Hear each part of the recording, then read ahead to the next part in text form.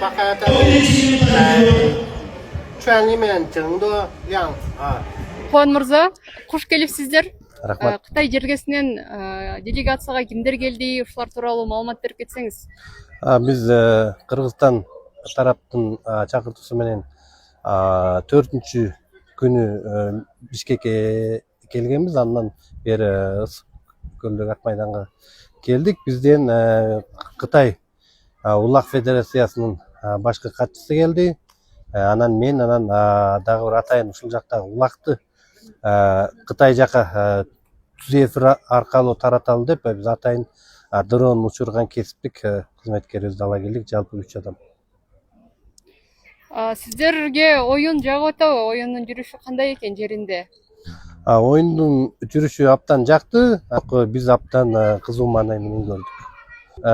Достук менен ынтымактын оюндарында көрүүчүлөр абдан эле көп экен.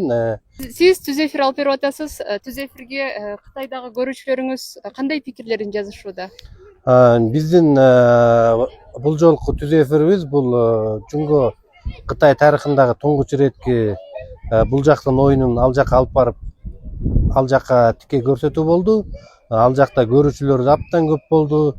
Бизге ошол түз эфирдин үзбөгүлө, үзүп албагыла абдан жакшы болуп атат деп, анын ичиндеги оюнчуларды дагы ал жакта тааныгандар абдан көп экен. Биз атын билбей калсак, алар бизге толуктап аттарын айтып, биз менен чогуу көрүштү.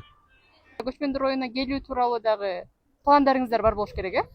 Ооба, биз буюрса эмки жылкы көчмөндөр оюнуна келебизби деген зор үмүт бар.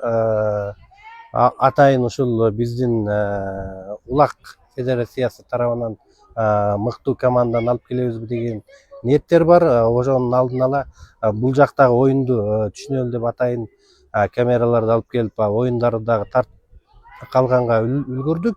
Буюрса Кытайга баргандан кийин биз ошол оюндарды көрүү аркылуу дагы эгер кийинки жылы көчмөндөр оюнуна келсек, бизге чоң ошол оюндардын көрмөсү бизге чоң пайдасы тиет деп ойлоп жатабыз.